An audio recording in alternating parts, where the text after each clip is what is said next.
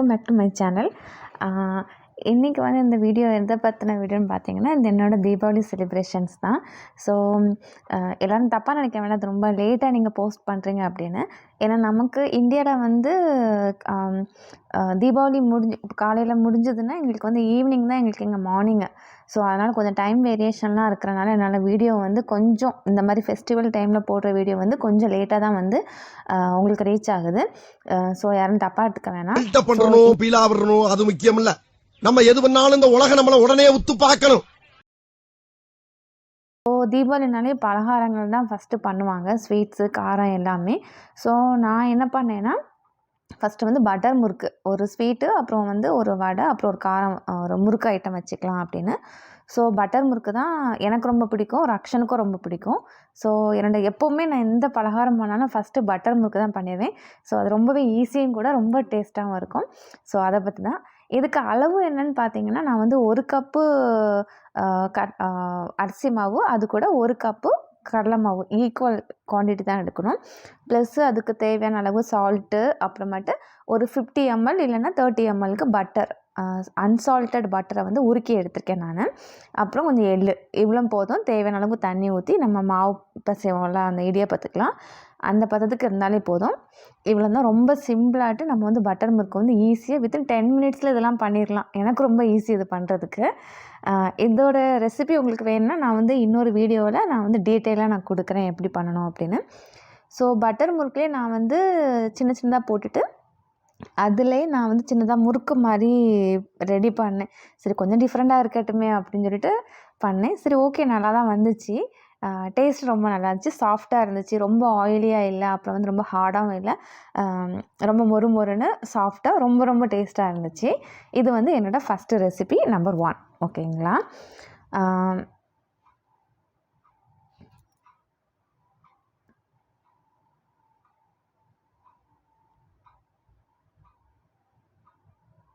இதுக்கப்புறம் second recipe என்னென்னு பார்த்தீங்கன்னா, ஜிலேபியே ஜாங்கிரியான்னு எனக்கு கிளியராக தெரியல, ஜாங்கிரி ஓகேவா?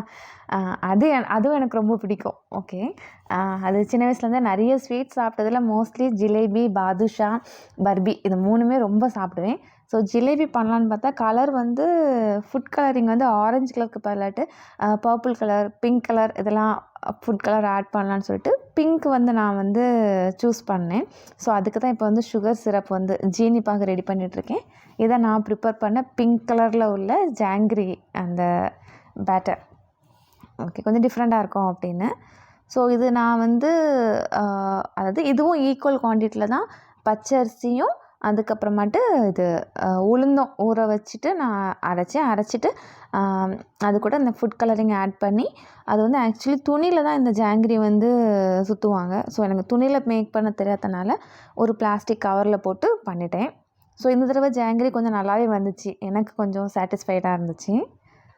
லாஸ்ட் டைம் நான் 1 டைம் பண்ணும்போது ஒன்லி உளுந்த மாவு மட்டும் தான் போட்டேன். அது அந்தளவுக்கு கிறிஸ்பியாலாம் இல்லை, ஒரு மாதிரி பேப்பர் மாதிரி இருந்துச்சு. இது கொஞ்சம் நல்லா வந்துச்சு, மொறுன்னு சூப்பராக இருந்துச்சு.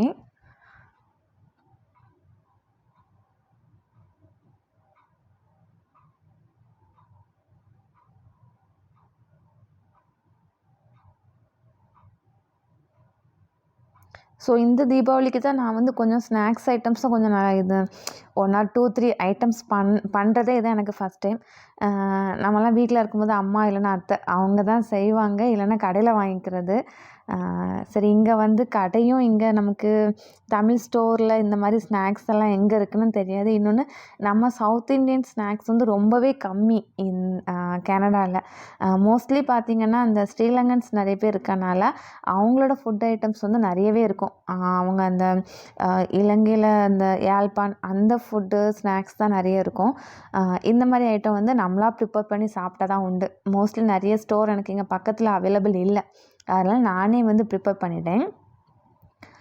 ஸோ இந்த மாதிரி பொரிச்சு எடுத்து அதை வந்து அந்த ஜீனி பாகில் வச்சு டிப் பண்ணி இது வந்து ரொம்ப எடுத்துக்கிறது, அவ்வளோதான், சிம்பிளாக முடிஞ்சிருச்சு. இது நாங்கள் 2 பேர்னால நான் வந்து கொஞ்சம் குவான்டிட்டியில் தான் போட்டேன். ப்ளஸ் என்னோடய ஹவுஸ் ஓனர் ஆண்டிக்கு அவங்களுக்கு கொஞ்சம் ஸ்வீட்ஸ் கொடுக்கணும்னு சொல்லிட்டு கொஞ்சம் கம்மியாக தான் பண்ணியிருக்கேன், ரொம்பலாம் நிறைய பண்ணல. இது 2மே நான் தீபாவளிக்கு முந்தின நாள் நைட்டே நான் செஞ்சுட்டேன். ஈவினிங் டைமில் 2 ஸ்நாக்ஸ் பண்ணிட்டேன். ஏன்னா மார்னிங் வந்து குக் பண்ணணும், அப்புறமேட்டு வடைலாம் ப்ரிப்பேர் பண்ணணும்னு சொல்லிட்டு. இது வந்து தீபாவளி அன்னைக்கு காலையில் 5 மணிக்கு எழுந்திரிச்சிட்டோம். நான் எழுந்திரிச்சதும் இல்லாமல் ரக்ஷனா எழுந்திரிச்சிட்டான். எழுந்திரிச்சிட்டு காலத்தையே வீடியோ கால் குளிச்சுட்டு ஆகணும், எண்ணெய் தேய்ச்சி 6 o'clockலாம் குளிச்சாச்சு. குளிச்சுட்டு ஃபுல்லாக வீடியோ கால் தான். என்னோடய அண்ணன் பசங்க மித்ரன், பூஷிதா அவங்கள வந்து ரொம்ப இவனுக்கு பிடிக்கும். அவங்கக்கிட்ட தான் ஹாப்பி தீபாவளின்னு சொல்லிட்டு பேசியிருந்தேன். அவனுக்கு வந்து தலையை குளிக்க வச்சனால இந்த மாதிரி ஒரு கேர்ள் பேபி கெட்டப் வச்சுருந்தேன். எனக்கு இப்படி பார்க்க ரக்ஷனா ரொம்ப பிடிக்கும்.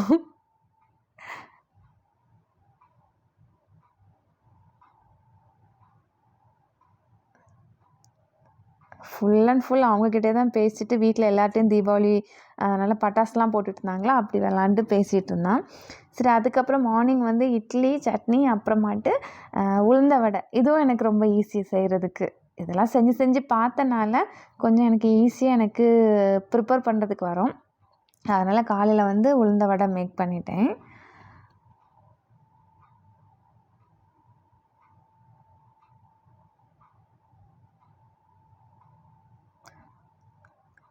ஸோ எந்த ஒரு ஃபெஸ்டிவலுக்கு வந்து மார்னிங் ஏதாவது ஒரு பலகாரம் செய்யணும், ஒரு ஸ்நாக்ஸ் பண்ணால் நீங்கள் உளுந்த வடை சூஸ் பண்ணிக்கலாம். பருப்பு வடை தவிர்த்து நீங்கள் உளுந்த வடை போட்டிங்கன்னா அது கொஞ்சம் சிம்பிளாக ஈஸியாக முடிஞ்சிடும். அதுக்கப்புறம் என்ன சொல்கிறதுக்கு, ரொம்ப சாஃப்டாக டேஸ்ட்டாகவும் இருக்கும் உளுந்த வடை. ரொம்ப ஹெல்த்தியும் கூட, ஹை ரிச் ப்ரோட்டீன். ஸோ அதனால் மோஸ்ட்லி நான் வந்து பருப்பு வடையை தவிர்த்துட்டு உளுந்த வடை தான் நிறைய தடவை நான் பண்ணியிருக்கேன்.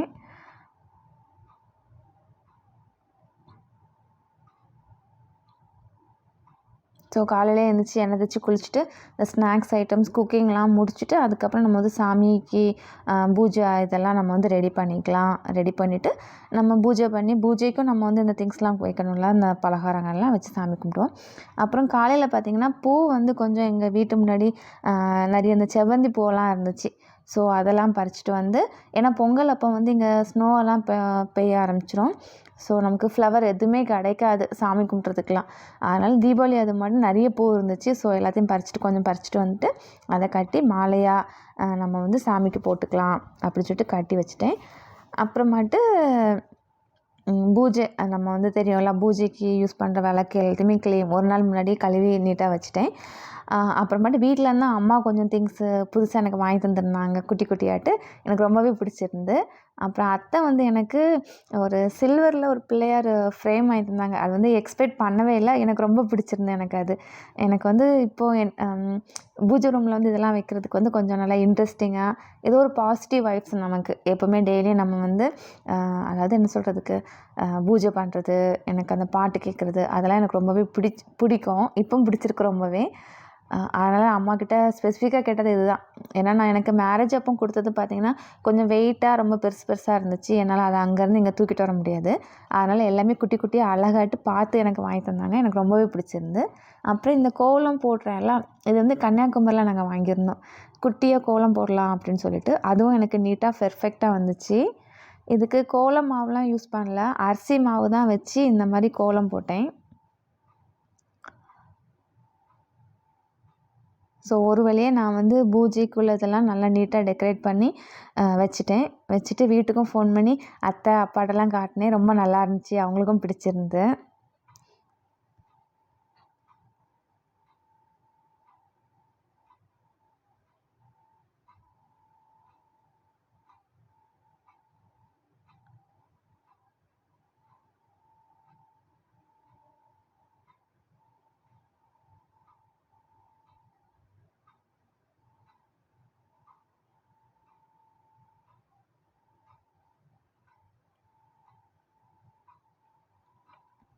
அப்புறம் தீபாவளினால நாங்கள் குட்டி குட்டியாக வந்து இங்கே ஃபயர் அலார்ம்ஸ் உண்டு. ஸோ நம்ம வந்து டூ மச்சாக விளக்கு ஏற்றினாலோ இல்லைன்னா அந்த புகை ஸ்மோக் டிடெக்ட் பண்ணிட்டா அந்த ஃபயர் அலார்ம் வந்து இது அலார்ம் அடிக்க ஆரம்பிச்சிடும்.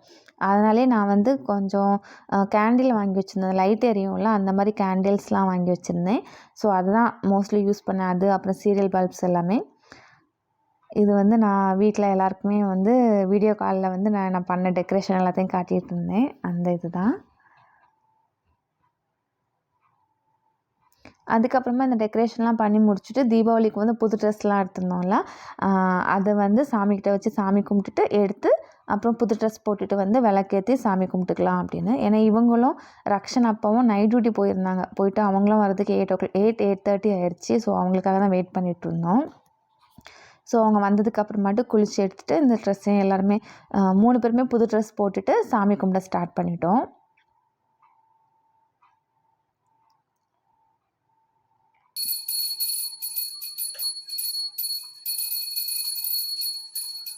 அப்புறம் ரக்ஷனுக்கு வந்து சாமி கும்பிடும்போது அந்த பெல் அடிக்கிறது ரொம்பவே பிடிக்கும். சின்ன வயசுலேருந்தே அவன் வந்து எங்கள் வீட்டில் அவன் மோஸ்ட்லி பெல் அடிச்சுட்டே இருப்பான். ஸோ அதுக்காகவே அவனுக்காக ஒரு மணி வந்து வாங்கிட்டு வந்திருந்தேன். சரி, சாமி கும்பிடும்போது அவனும் அதில் வந்து இன்ட்ரெஸ்ட்டாக நிற்கணும் அப்படின்னு. இல்லைன்னா அங்கே இங்கேன்னு ஓடிட்டே இருப்பான், ஏதாச்சும் விளாண்டுட்டு இருப்பான், இல்லை அங்கே போவான் இங்கே போவான், டிஸ்டர்ப் பண்ணிகிட்டே இருப்பான். அதுக்காக ஒரு மணியை வாங்கி அவங்க எல்லாம் கொடுத்தாச்சு. மணி பெல் அடிச்சுட்டே அவனும் அங்கே நின்றுட்டு இருந்தான்.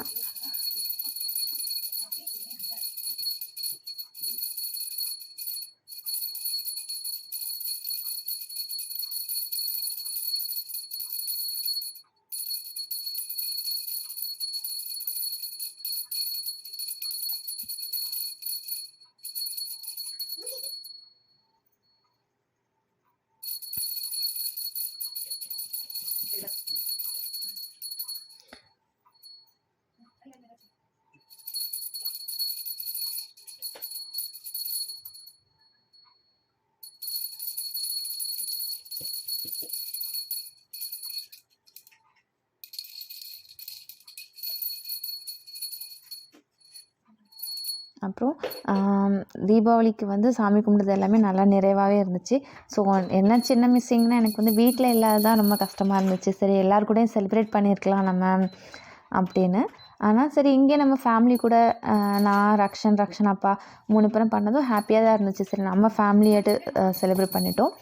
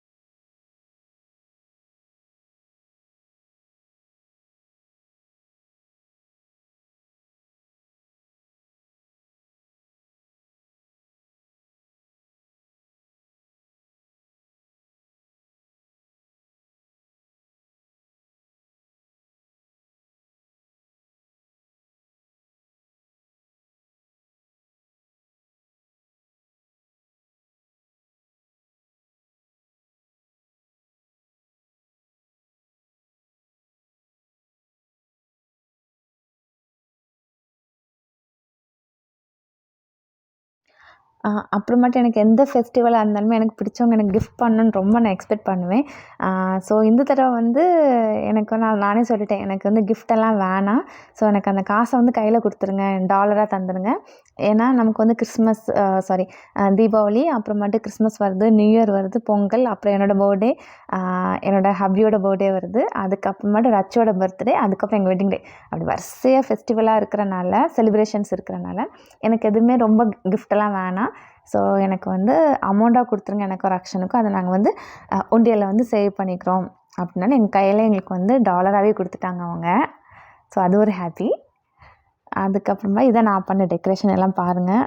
எனக்கு ரொம்ப ஹாப்பியாக இருந்துச்சு இந்த மாதிரி நான் டெக்கரேட் பண்ணது. இது எல்லாமே நான் வந்து ஃபாலோ பண்ணது பார்த்திங்கன்னா அத்தை தான் நீட்டாக அதை வந்து வீட்டில் பூஜை ரூம்னால் அவ்வளோ அழகாக வச்சுருப்பாங்க.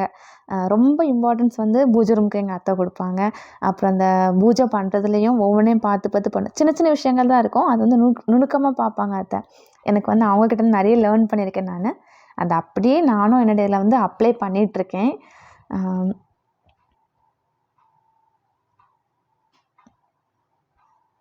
சரி, தீபாவளினால கொஞ்சம் லைட் செட்டிங்லாம் போட்டால் நல்லாயிருக்கும் அப்படின்னு சொல்லிட்டு இந்த ஃப்ளவர்ஸில் வந்து கொஞ்சம் லைட்ஸ்லாம் போட்டிருந்தேன்.